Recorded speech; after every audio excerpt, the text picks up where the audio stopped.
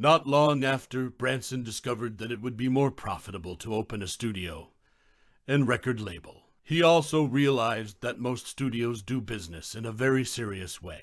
They work to strictly assigned schedules in rooms that are overbooked with very few instruments. That discipline is the limit to the intensity of rock and pop music, dating back to the 1960s. So, in 1971, at the age of 21, Branson set out to buy a country house that he could turn into a recording studio with the vision that it would become the most productive and engaging environment for bands. Music. After searching for weeks, he finally found a beautiful 17th century manor house, full of iron gates and set in quaint countryside. However, the problem started when asking for a price. The house sold for £30,000, almost £500,000 in today's money, far more than he had. Sure, his investments are going well, but Virgin isn't making that much profit. After investigating the sales of Virgin Mail Order and Virgin Music Store, the Bank of England agreed to provide a £20,000 mortgage. His aunt also mortgaged her house to lend him £7,500, and he was able to send money to the estate office to keep the house. Not only that, Branson also founded the record label Virgin Records. Having a brand associated with the Virgin Group allows them to find artists themselves, giving them a place to record, promote, and sell discs through the chain stores. The first artist to sign the contract was Mike Oldfield.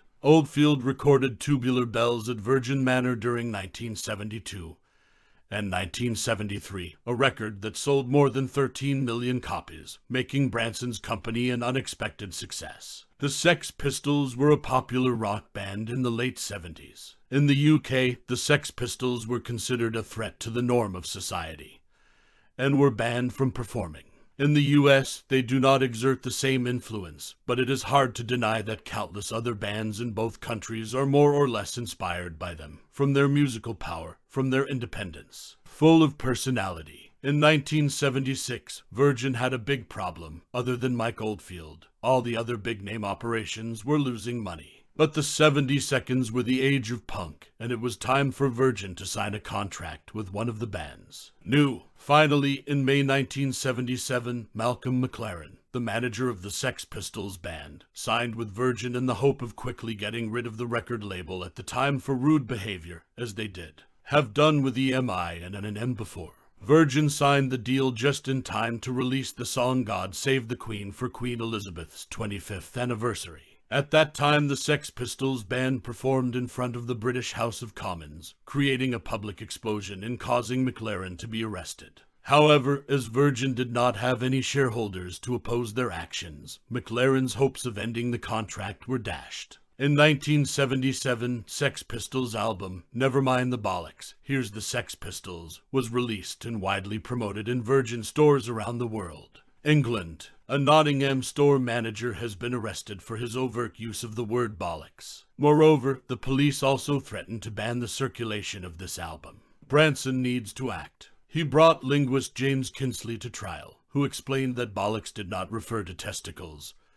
but was a nickname for monks. Kinsley went on to argue that even the monks certainly wouldn't be offended by the headline, "Don't mind the monks. This is the Sex Pistols." The prosecutor then asked him how he could be sure that the church would not be offended by such a name. Kinsley simply flipped the collar of his polo shirt open, revealing the pastor inside. Branson was really lucky. He found a linguist and a bishop, and so the case was dropped. In 1978, Branson lived in New York because he wanted to be with Joan, his future wife, in the process of divorcing her ex-husband there. After completing the process, Branson was asked if he would name the company after the Virgin Island. Despite the fact that this is not the case, the island is definitely a perfect spot for a couple to enjoy. He had heard that if a person was really interested in buying an island, the real estate offices would house the person in a villa and provide a helicopter to fly around the island. So Branson contacted a real estate agent and told him he was looking for a place for Virgin music artists to relax and record. Joan and Branson flew to the island, where they were greeted by the office on one of the most secluded and beautiful islands, Necker Island. Although he had no intention of buying it at first, he asked for the price of the island. It's about £3 million. With nothing to lose, he bid £150,000 and the couple were kicked out of the villa. Returning to London, he learned that the owner of Necker Island, an English gentleman, needed to close the sale of the island quickly in order to buy another building for £200,000. So Branson raised the price to £175,000, and the deal ended at the unbelievable price of £180,000. From pocketing a free vacation, Branson bought an entire island for a fraction of the price offered.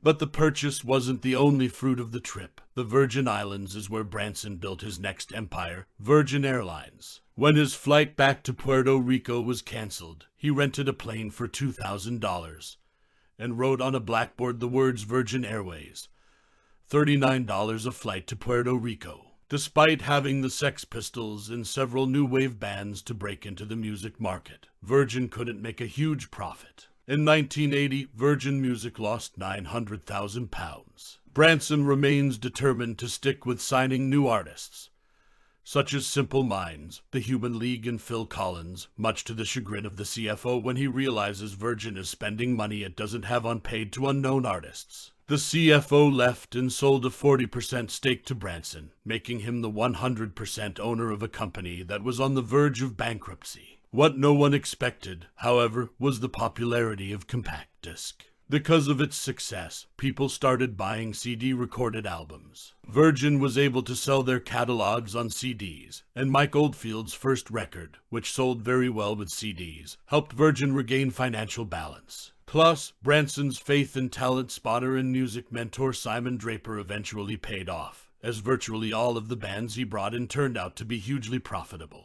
For example, the Human League's third album, titled Dare, reached #1 in the UK charts, having sold 1 million copies in the UK and 3 million worldwide. Plus, the list of young artists Virgin has brought into the music industry, brand new artists, seems endless. Phil Collins, Boy George, Culture Club, Simple Minds, XTC or Heaven 17, all of them were really successful. Virgin became an unrivaled freelance brand, making more money than they ever expected, with £50 in sales, total profits of £2 in 1982 and skyrocketing to £11 in 1983.